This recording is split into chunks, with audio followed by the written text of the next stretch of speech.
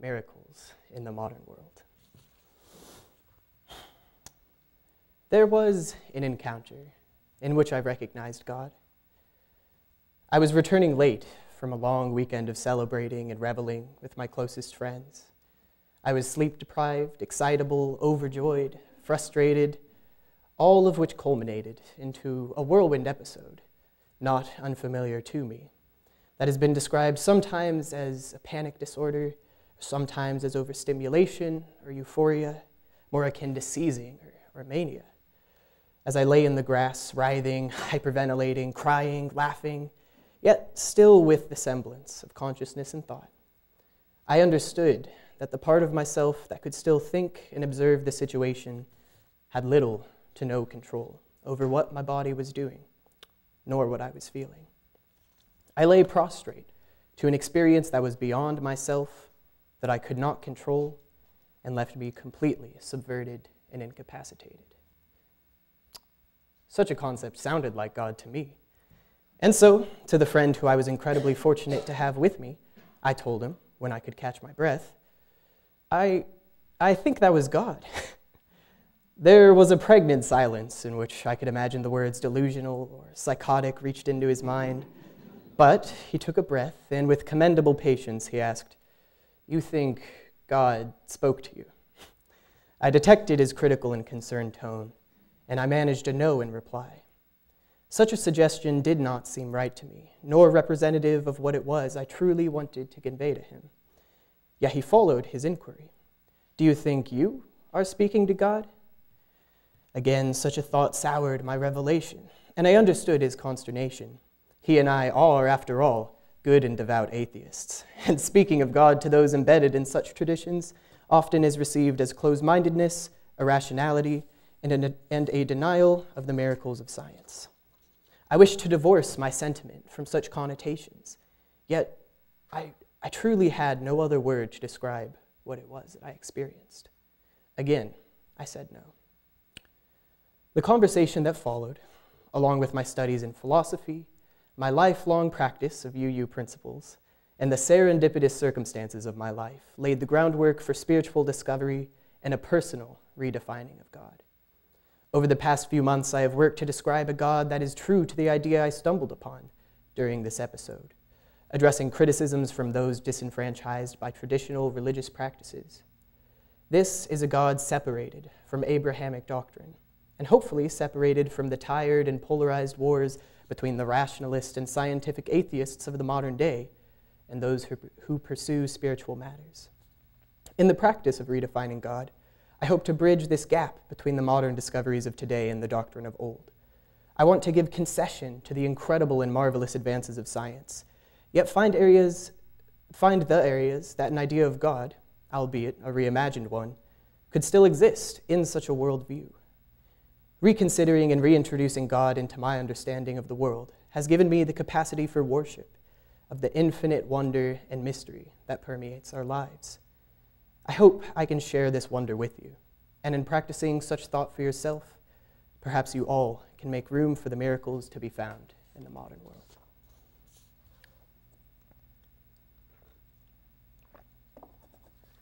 "Where has God gone?" he cried. "I shall tell you. We have killed him, you and I. We are his murderers. But how have we done this? How were we able to drink up the sea? Who gave us the sponge to wipe away the entire horizon? Are we not straying as though through an infinite nothing? Do we not feel the breath of empty space? God is dead, and we have killed him." So goes an excerpt from the Gay Science, or Joyous Wisdom, known infamously as the Parable of the Madman, by Friedrich Nietzsche. Such discontent and panic were the sentiments of the late 19th century to those troubled by the movements of scientific discovery. In the literature written by H.P. Lovecraft, known best by his story The Call of Cthulhu, time and again we see the themes of man driven mad by bizarre and eldritch discovery, the uncovering of a universe that was not made nor does not care for man, a world of empty space in which we are irrelevant. It is not the goal of this sermon to parrot such notions, nor to claim that God is dead, as so many fearful of their loss of agency in the world have battled so as to protect their traditions. It is my intention to find where in the empty space and infinite nothing, there is certainly a miracle hiding. We begin with teasing apart the definition of God and finding what makes sense to us most in the context of our modern world. Such a practice could not be claimed original by me, as the faiths of the world have undergone reformation after reformation led by like-minded thinkers, although sometimes little known to the Orthodox traditions. Let us examine a few to get in the practice of the possible rethinking of God. Sankara was an 8th century philosopher of the Vedanta Hindu practice.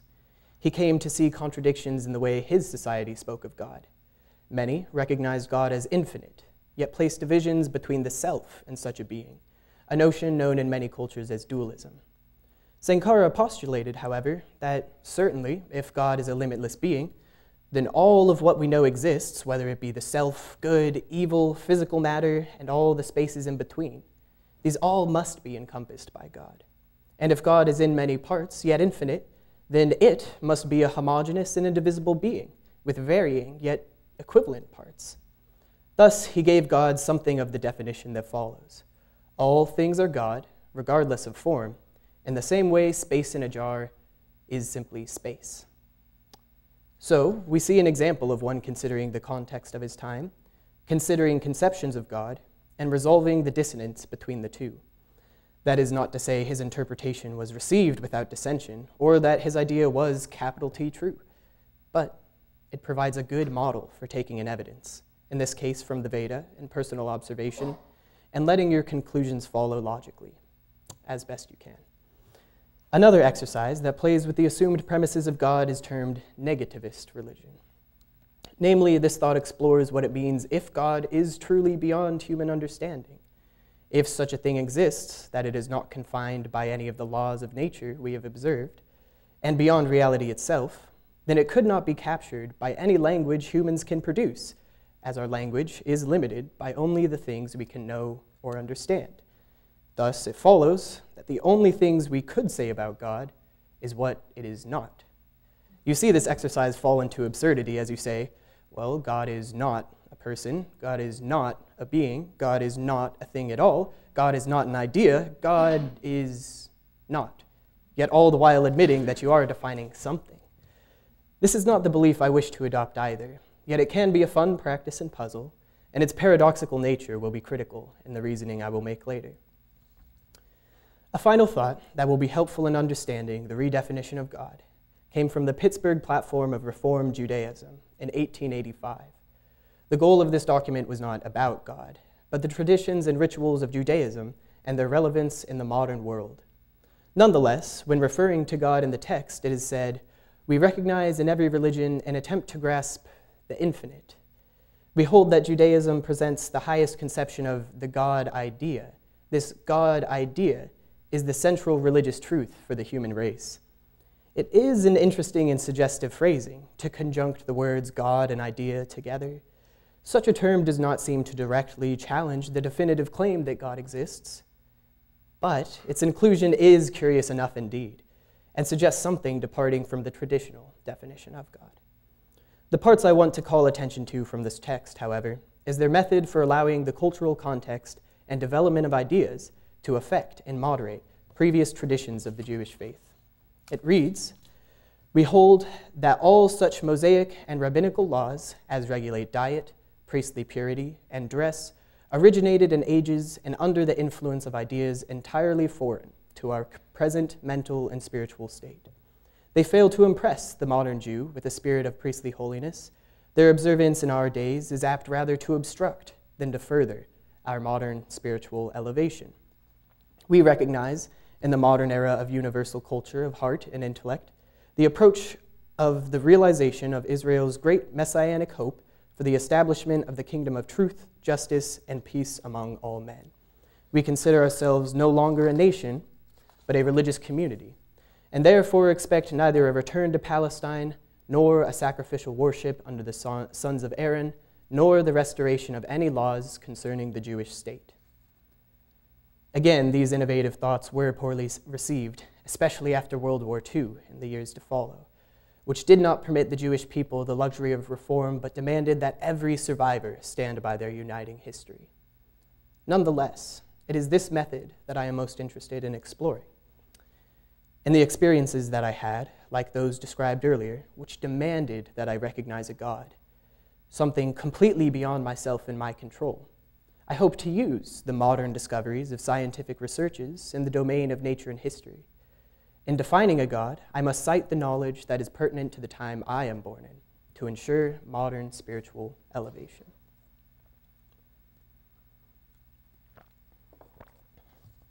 So, what assumptions will I make in deriving this definition? I find myself borrowing most from negativist religion to begin with. It was always a strong belief of mine that should there truly be a thing or an idea that could capture or represent the infinite, reality-defying impossibility that a word like God suggests, then it could never be equitable to a human, nor understood by man. Traditional religion speaks of God as a father, a paternal figure that has a plan and a will and laws about what is good and bad. It is incredibly easy to see that these descriptions anthropomorphize God, that is, to give it human features and capacities. But if God is truly infinite and the beginning of all things, as these same religions claim, then how would it be possible that we could apply our languages of intention or will or any action to a thing that is beyond time itself? How could we call it a being if it defies every definition and category that all the beings we know do fit into? If God is infinite and beyond reality, then it cannot be anything remotely equitable to a man or any being. The two statements contradict each other. So, what can take the place of this incredibly important and sacred word? Where can we find things that better represent the idea of the infinite, the miraculous, the impossible, than the big man in the sky? There are still countless moments and phenomena every day in everyone's lives that remain unpredictable, impossible to quantify or model, despite all our supposed advances in the understanding of the natural world. Such phenomena seem ever closer to what God is, rather than the hackneyed divine protector story. There are two cases that demonstrate something of this mystifying quality, something that seems to be supernatural, outside of our modeling of the natural world. As we explore them, I do not want to jump to conclusions and claim that God is the answer to these puzzling circumstances. It is my goal to let the definition of God rest in the impossibilities. The first point, of course, concerns the origin of the universe. To poorly sum up the ever-popular theory of the Big Bang, once upon a time, all the matter and energy of the universe was contained inside a single speck, a high-energy and high-density system. There was an instant in which all the matter was flung outward, cooling and cooling until such conglomerates of mass and energy such as the stars and the planets formed. And thus, the universe was born. The question that naturally follows then is this: where did the speck come from? And should we answer that question, then where did whatever precedes the speck come from? After thinking on these puzzles for some time, most can only reasonably produce two conclusions concerning what came before the alleged beginning of the universe. One, all the matter and energy of the universe, or whatever came before it, was literally the beginning, and thus popped into existence out of nothing. Or two, all the matter and energy of the universe always existed, and as it has infinite existence, then it clearly has no beginning and no end. Both possibilities seem to demand the supernatural.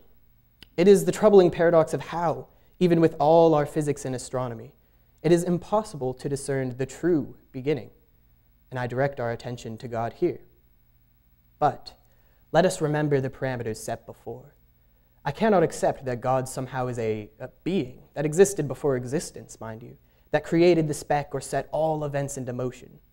Instead, I feel I must submit to the miraculous nature of the phenomena itself. One of the fundamental questions of our existence is impossible to answer, and at the turn of every century, the problems we solve seem to lead to infinitely more questions. This fact is terrifying, awe-inspiring, exciting. We are here. It is unfathomable to know how that is possible. Can such a miracle not be worshipped? Can we not term God the impossibility itself? Let us consider another example. A point of contention between what could be termed materialists and immaterialists is the question of whether brain physiology truly describes our conscious experience. Certainly, there are neurons in our brain whose firings release electrical impulses. Experiments have shown when certain neurons are stimulated, it correlates to certain brain states, such as the amygdala activating fear or rage, or the prefrontal cortex being engaged during reasoning. However, the corollary states of the brain and physiology do not describe one's qualitative, subjective, perceived experience of the brain state. This is illustrated famously in the thought experiment known as What Mary Didn't Know by Frank Jackson, which is summed up as follows. Mary is a brilliant scientist who is, for whatever reason, forced to investigate the world from a black and white room via a black and white television monitor. As she grows, she never sees color in her life at all. She specializes in the neurophysiology of vision and acquires, let us suppose, all the physical information there is to obtain about what goes on when we see ripe tomatoes, or the sky, or use terms like red and blue, and so on. She discovers, for example, just which wavelength combinations from the sky stimulate the retina, and exactly how this produces, via the central nervous system, the recognition of color in the brain. But what will happen when Mary is released from her black and white room and sees color for the first time in her life? Will she experience something new? Or will her scientific understanding exactly match the sensation of seeing color? Jackson undoubtedly claimed that she would learn something new. The subjective, immaterial experience of seeing blue and red would escape her knowledge of the numbers behind it. This paradox between material observation and all that we can measure, and the elusive impossibility of conscious awareness that seems to deny measurement, is another thought I want to give to the definition of God. Again, it is a mystery so infuriating and invigorating that men and women dedicate their lives to catch just a glimpse of how the complex system of mind and brain and reality interact. It is a miracle and a contradiction to what we would expect to be possible. It is with this definition that I am ready to support the claim I made to my friend at the very beginning of this sermon. It was an incredible enigma and impossibility that rendered me completely prostrate to my own self. Certainly, there is brain chemistry to be described, and certainly that affected my interpretation of the event. But the indescribable and incredibly personal experience I had in that moment, the experience my friend had, the fact that it played out over time and space due to the serendipitous occurrence that the matter and energy of the universe arranged itself in such a way that he and I were to witness it, is God. The fact that I can have these thoughts about it in my head, and then I can translate to language on this paper, which you then impossibly internalize in a way that will be uniquely your interpretation and uniquely your idea, is God. Apply such a definition to all the areas in which we cannot understand. And should discovery answer those questions, then we find God in the questions that follow. We find it in the impossibility of knowing everything in the world. And thus we permit wonder to exist in a world where indeed the traditional God of old is dead. We give agency and meaning to the empty nothingness of space. In this way, I have allowed miracles back into my modern world. Will you?